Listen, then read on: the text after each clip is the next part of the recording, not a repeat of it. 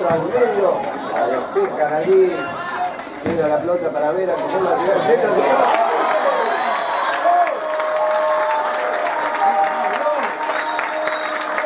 Quiere seguir el segundo, buena dirección, toca al medio.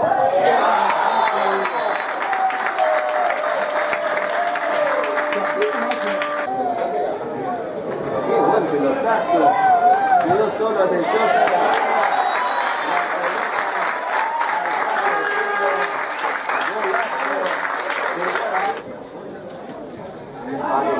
Pablo Gómez, puede venir el cuarto, pasa.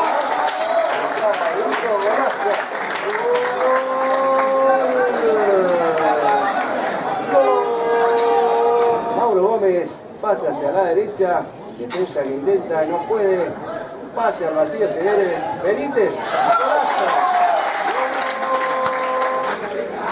corner, allí.